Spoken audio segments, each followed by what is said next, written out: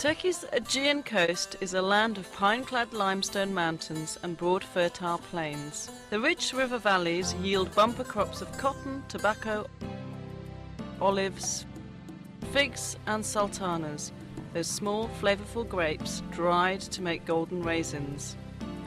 The Aegean climate is mostly mild and pleasant, with hot dry summers and cool rainy winters. In ancient times, the Aegean coast was a land of kingdoms. Aeolis, later Pergamum, Caria, Ionia and Lydia. It produced some of history's most memorable people, including King Midas of the Golden Touch, King Croesus, the inventor of coinage, the poet Homer, and Herodotus, the world's first great historian.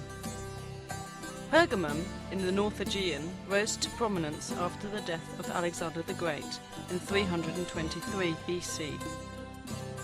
Soon its king ruled much of western Anatolia. Parchment was invented here, helping Pergamon's library of more than 200,000 books to rival that of Alexandria. The Asclepion of Pergamon, directed by Galen, was the world's first great medical centre. Izmir, Turkey's third largest city, dominates the central Aegean coast.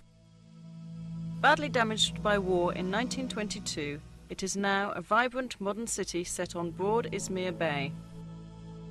Looming above the city centre is Kadifekale, a hilltop fortress built by Alexander the Great. Balchova, on the outskirts, is famous for its healthful hot springs. Ephesus, once the capital of Roman Asia Minor, is the best preserved classical city on the Aegean and among the finest sights in the world. Walk its marble streets past classical temples, libraries and houses to the 24,000-seat Great Theatre, and you can easily imagine yourself transported back to Roman times. Ephesus grew rich from trade coming into its well-sheltered harbour. Pilgrims travelled the royal road from the east to pay homage to Cybele Artemis, the Anatolian fertility goddess. Her stupendous temple at Ephesus, called the Artemision, was among the 7 wonders of the world. St. Paul preached to throngs in the Great Theatre, and legend has it that the Virgin Mary came to Ephesus with St. John at the end of her life. Among the highlights of a stroll through Ephesus are the 2nd century Library of Celsus, beautifully restored, the Temple of Hadrian from about the same time, the Odeon or Council Chamber, and the Prytaneum or City Hall. The terrace houses on the hillside overlooking the main street are filled with fine mosaics. Many have been restored.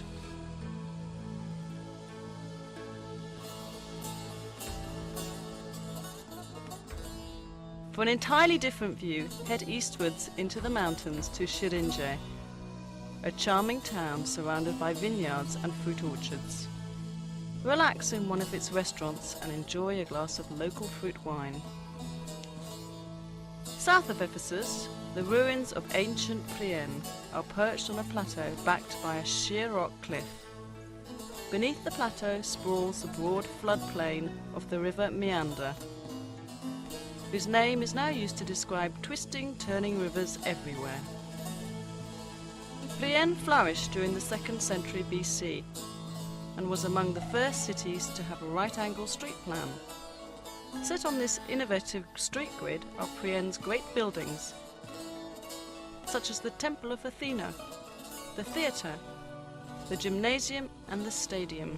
South, across the floodplain from Priene, is Miletus, an even larger and more important city with a freestanding 15,000-seat theatre.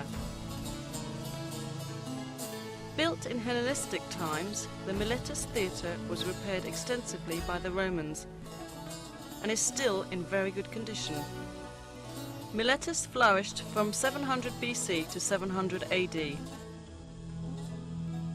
It was among the largest cities in Anatolia, boasting a population of nearly 100,000. Many famous people were born here, including the philosopher Anaximander, the mathematician Thales, the city planner Hippodamus, and Isidorus, the architect of Hagia Sophia in Istanbul. A short distance south of Miletus is Didyma, famed for its gigantic marble Temple of Apollo, from which mystic priests issued enigmatic prophecies rivaling those of Delphi. The famous South Aegean resort of Bodrum, known in ancient times as Halicarnassus, was the birthplace of Herodotus, the father of history. Halicarnassus enjoyed its great prosperity during the 4th century BC under King Mausolus. Upon his death, his wife fulfilled his plan for a gigantic royal tomb. Called the Mausoleum, it was among the 7 wonders of the world. Crusader knights later built a romantic castle on the point of land between Bodrum's 2 perfect bays. It's now the world's foremost museum of underwater archaeology.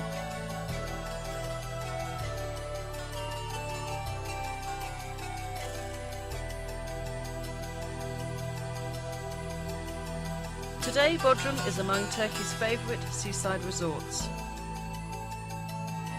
Noted for its waterfront restaurants, its many yachts and its chic nightclubs.